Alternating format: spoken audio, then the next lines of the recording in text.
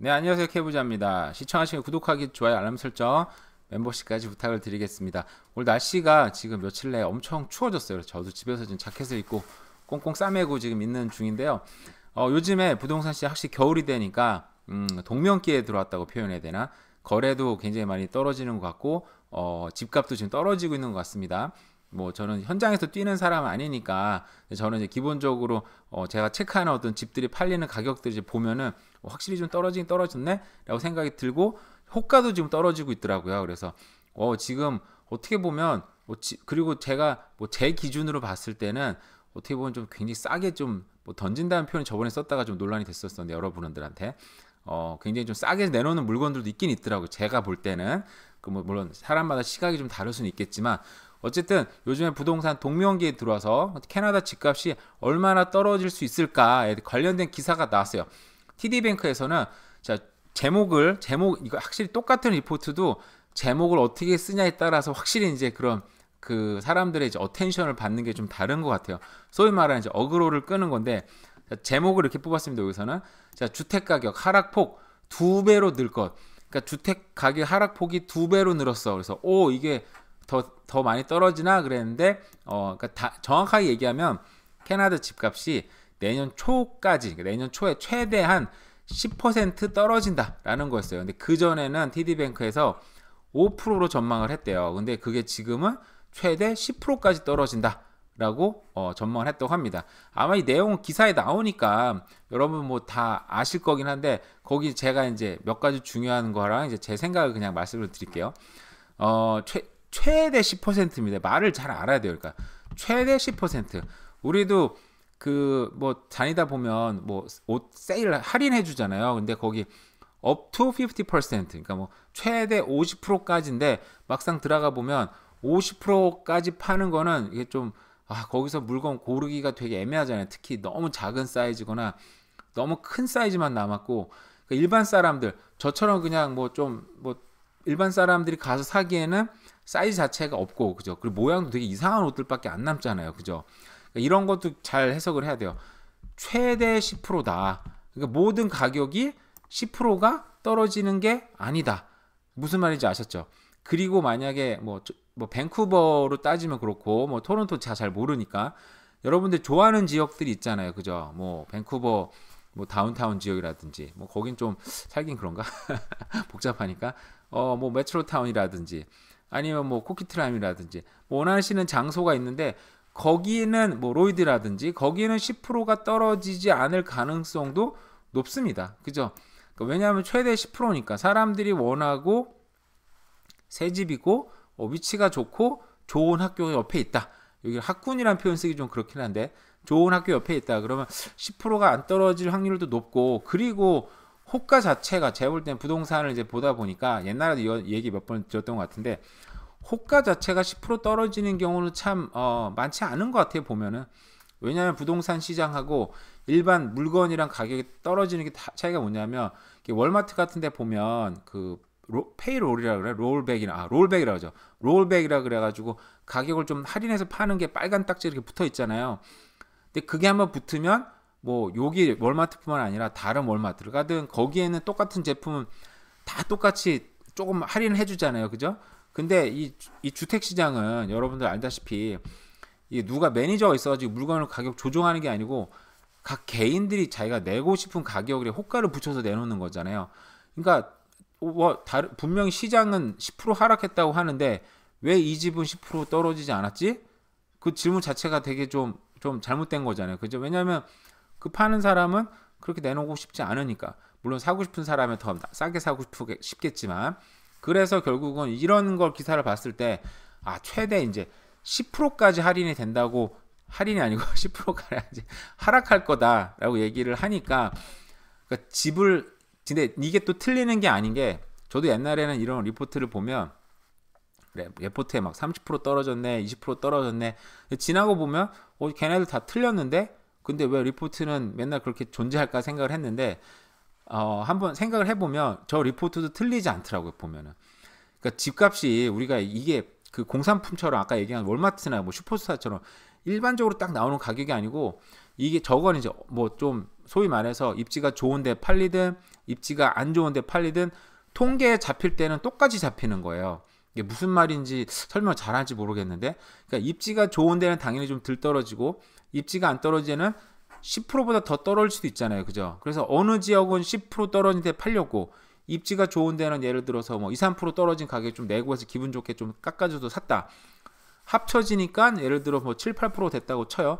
그리고 통계에는 7, 8% 돼서 10% 가까이 떨어졌다라고 잡히는 거죠. 통계는.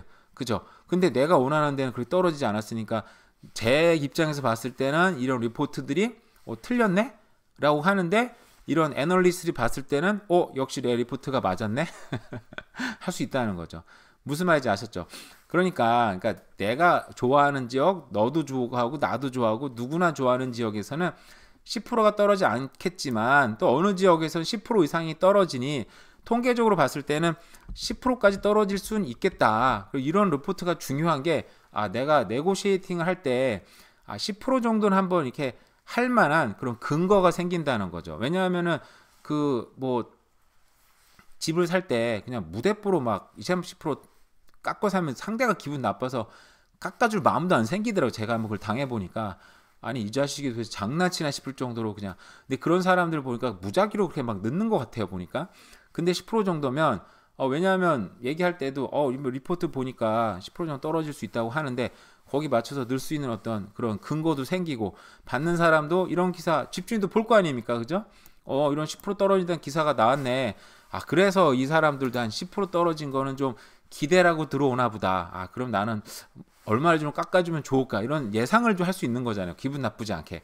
그러니까 이런 건 기사를 보면은 좀 집주인도 그렇고 집을 살려는 사람도 그렇고 이런 거 분명히 이런 기사들도 뭐 많은 자료들, 통계 자료들 또 전문가들이잖아요. 공부도 많이 하시는 분들이고 이런 분들이 이런 자료를 내는 거는 분명히 근거가 있는 상태에서 내는 거니까 이런 거는 또 참고하는 게 좋다라는 생각이 들더라고요. 그러니까 여기서 이제 하나의 근거로 들었던 건 온타리오주에서 그러니까 신규 매물 대비 거래 비율, 그러니까 총 매물에서 거래된 비율이 지난 5월에는 63%였는데 10월 달에는 39%, 뭐 반토막은 아니지만 3분의 2로 떨어졌어요. 그러니까 주택 공급이 좀 급증을 한 상태에서 결국은 이것이 구매자에게 결국 바이어스 마켓으로 이제 가는 것 같다라고 얘기를 하고 있고요.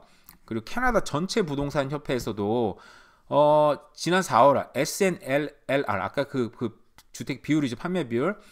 자, 4월에 사상 최고치였던 67.9%에서 이게 최저치인 49.5%, 50 이하로 떨어졌네요. 이런 걸 봤을 때 결국 바이어스 마켓으로 이제 가고 있다라고 얘기를 하고 있어요.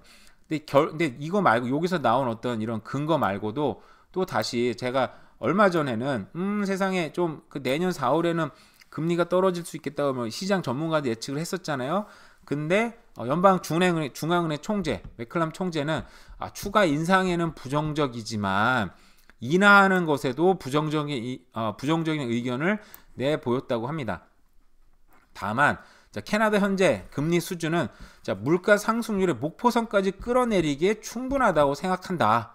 이제 어느 정도 지금 잘 되고 있어요. 지난달에 보니까 3.1%. 그 중앙은행들의 목표는 2%대라 그랬잖아요. 2%라고 했지만 2%대면 괜찮은 거죠. 근데 3.1%면 조금만 더 떨어지면 목표선까지 끌어내리는 거죠. 그죠? 근데 뭐 분명히 다시 물가 상승률 상승대로 물가가 다시 상승한다면 바로 대응할 거다. 바로 올릴 수도 있다라고 얘기를 하는 거죠.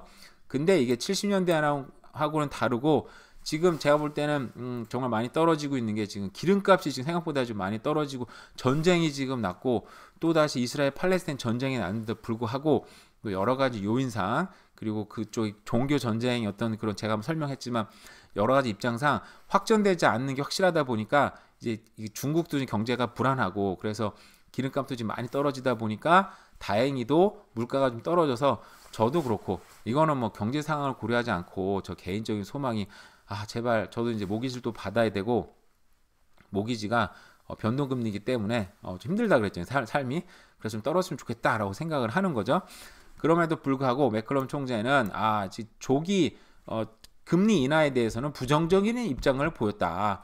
자, 유동성이 큰 제품을 제외한 핵심 물가가 내림세로 돌아서는 징조가 나타나기 전에는 그러니까 이게 이제 핵심 물가가 우리가 저기 이제 스티키 인플레이션이라 그래가지고 제일 중요한 이제 렌트비 그리고 거주 비용이 지금 엄청나게 상승을 했는데 떨어지지 않고 있어요. 사실은 저기 떨어져야지 그 핵심 물가가 내린 대로 따라 떨어질 텐데 떨어지지 않고 있고, 그래서 주민들은 저도 이 말이 좀 이해가 안 되는데 거의 10년째 고물가 상황을 겪고 있다. 그래서 10년째 그 원래 팬데믹 전까지는 물가가 오르지 않았는데 생각을 해보니까 주거 비용은 꾸준히 상승을 하다 보니까 아마 이 얘기를 하지 않았나라고 생각을 하게 됐습니다. 그래서 결국은 핵심 물가 그 어떤 주거 비용이 어떤 떨어지기 시작을 했을 때, 근데 문제가 또 주거 비용이 떨어졌어. 그래서 금리를 내렸어. 사람들은 금리가 떨어지니까 집을 살 수 있는 어포더빌리티가 이제 상승하잖아요. 집을 사기 시작하면 주거 비용은 또 올라가고, 그 떨어뜨리 그래서 금리를 내리는 것도 참 쉽지 않겠다. 참 쉽지 않다. 결국은 경제가 좀 더 이제 어떻게 보면 좀 안 좋아져야, 그 실업률이 많이 올라가야 금리를 떨어뜨릴 수 있는 그런 여건이 생기는데, 또 이제 착각이라기보다는 이런 생각을 또 해요. 왜냐하면 금리가 떨어진다는 건 경제가 안 좋아진다는 건데, 그러면 이제 금리가 떨어지니까 집값이 올라갈 수 있다고 생각할 수 있는 건데, 문제는 그때 실업률이 또 올라가고 결국은 집을 살려는 사람도 실업자가 돼요. 그리고 그때 투자하기 좋은 때가 오긴 오죠. 근데 문제는 투자를 했을 때 그 집에 렌트 드리는 게 굉장히 어렵습니다. 제가 캘거리에서 경험을 해봤어요. 그러니까 경제는 안 좋아지고 뭐 금리도 떨어져 집 사기엔 좋은 여건이 됐는데, 그때 집 사기가 어려워지는 게, 물론 현찰이 많아서 현찰 방식이 빡 해가지고 세입자가 없어도 뭐 최소한 막 난 6개월 1년씩 걸려도 나는 괜찮아라고 할 만큼의 현찰 부자들은 아무런 관계가 없겠죠. 집값 살 수 있는 굉장히 좋은 기회니까. 근데 당장 테넌트를 들이지 못해서 그 모기지를 낼 수 없는 일반적인 아주 정말 쥐어짜는 투자자 같은 경우에는 문제가 뭐냐면, 그리고 경제가 좀 폭망해 갔을 때 투자 상품을 샀어. 투자 콘도를 샀어. 예를 들어서. 근데 거기에 세입자를 들이기가 너무 어려운 거예요. 왜냐하면 실업률이 올라가다 보니까 거기 적절한 세입자 찾기가 어려워지는 거예요. 경제도 어렵고 부정적이 되고. 그러면 이제 또 내가 렌트를 냈으면 나도 망하는 거잖아요. 결국은 그 콘도를 사서 나도 망할 수 있는 여건이 막 상승하는 거예요. 이거 표현하기 그런데 저도 그 캘거리에서 경험해 보니까 그 공포를 알겠더라고요. 그래서 이게 참 결국은 근데 결국 그 리스크를 이겨내는 사람들이 결국 투자에 성공을 하게 되는 거죠. 저는 물론 그 성공한 투자자 아닙니다만 어쨌든 그래서 그 투자가 좋은 때는 없는 것 같아요. 결국은 이래서 안 좋고 이래서 어렵고 저래서 힘들고, 결국은 그걸 이겨낼 수 있는 투자가 해야 되고, 뭐 부동산도 여러 가지 부정적인 말들은 있지만 그런 걸 다 이겨내고 사는 사람들이, 그리고 버티는 사람들이 결국은 나중에 웃게 되는 것 같습니다. 네, 오늘 뭐 간단하게 좀 뭐 TD뱅크에서 나온 주택 가격이 2배 하락한다. 옛날에는 5%였는데 이번엔 10%로 전망한 리포트가 나왔다고 해서 간단하게 소개를 했습니다. 어쨌든 거기에 관련 제 의견도 말씀을 드렸어요. 어쨌든 오늘 하루도 잘 보내시기 바랍니다. 네, 감사합니다. 네, 안녕하세요. 케이부자입니다. 시청하시니 구독하기, 좋아요, 알람 설정, 멤버십까지 부탁을 드리겠습니다. 과연 이게 화면에 나오는 이 남자분이 모기지를 낼 수 있을까? 모기지가 더블이 된다고 합니다. 어제 제가 CTV 뉴스를 보다 보니까 이런 얘기가 나오는 거예요. 그래서 이게 되게 흥미로운 뉴스인데 라고 검색을 좀 해보니까 이게 다른 데도 뉴스가 이미 나왔네요. 보니까 이미 11월 23일에 근데 CTV의 소개는 지금 어제가 된 거예요. 아마 찍고서 나중에 할 수도 있고, 지금 이 사람이 지금 모기지를 그전에는 1,900불, 그러니까 2,000불 정도 내고, 그러니까 다른 비용까지 합하면 뭐 3,000불 조금 안 되게 냈던 것 같아요. 근데 지금 모기지가 거의 더블이 돼버려가지고 내는 금액 자체가, 그 금리도 올랐잖아요. 그죠? 금리도 거의 2배 이상 가까이 오른 것 같아요. 그러다 보니까 2,000불 내던 걸 이제 4,000불을 내야 되고, 거기에다가 뭐 콘도피 내고 또 텍스 내고 하다 보면은 이제 거의 5,000불을 내야 되는 거예요. 그래서 그걸 견디질 못하고 사우스서울에 산다고 합니다. 견디질 못하고 집을 이제 팔게 됐다는 얘기예요. 그래서 충분히 공감이 가더라고요. 보니까 저 같은 경우도 모기지를 뭐 더블까지는 아니지만 옛날보다 거의 뭐 1,300불, 400불 이렇게 더 내고 있어요. 그러니까 굉장히 힘들죠. 그래서 뭐 경기랑 상관없이, 부동산에 상관없이 그냥 아주 지극히 개인적으로 금리 좀 떨어져야 내가 먹고 살지, 내가 좀 살 수 있겠다는 생각을 하는 건데, 이 사람 같은 경우는 지금 사실상 작년에 그런 얘기도 많이 나왔잖아요. 이제 2023년 4년 거의 다 됐죠. 이제 4년 5년 되면은 집주인들이 모기지 간데 리뉴 많이 할 거고, 그럼 거의 모기지를 더블로 내야 되니까 집주인들의 이제 공포가 시작이 될 거다. 그래서 2024년에 혹시라도 뭐 좀 경기 침체도 우리가 지금 다가오고 있잖아요.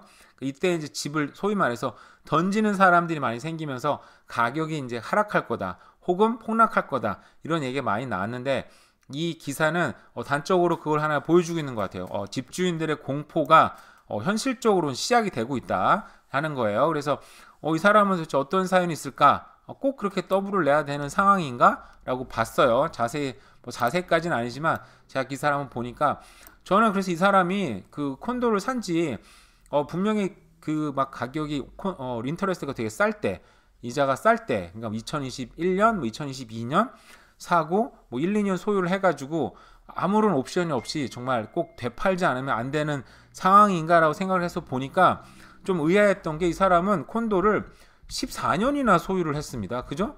그러니까 우리가 대체적으로 25년을 모기지를 받고, 그죠? 30년을 받기도 하잖아요. 저는 30년 다 받는데 이자를 많이 내지만 돈 페이먼트 좀 낮추기 위해서 먹고 좀 살려고 대개 25년 받잖아요.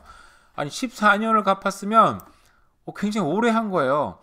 어쨌든 뭐 베리어블 옵션을 했든 말든 간에 이거를 더블까지 올게 할 이유가 없는 것 같아요. 물론 저는 모기지 전문가는 아닙니다. 그래서 제가 볼 땐 저거를 이 사람 제가 볼 때는 꼭 이게 이 언론에서는 되게 자극적으로 좀 써야지, 요즘에 좀 소위 말해서 어그로 좀 끌고 조회수 좀 빨리고 뭐 그러잖아요. 그죠?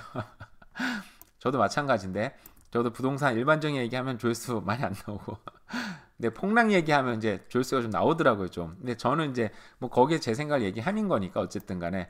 그래서 14년이면 이거는 좀 전문가들한테 가서, 그죠? 얘기를 해서 다시 뭐 리파이낸스를 하든지, 뭐 요즘에 보니까 40년짜리도 나온다고 소개가 됐는데, 물론 그건 고려의 대상은 아닌 것 같고, 30년을 받으면 가격이 충분하지 않을까라는 생각을 하는데, 물론 인터뷰 내용에는 인트레스가 올라서 결국 내가 더블을 내야 되니까 내가 살 수가 없어서 팔게 된다, 이거는 it doesn't seem right, 뭐 옳지 않은 것 같다.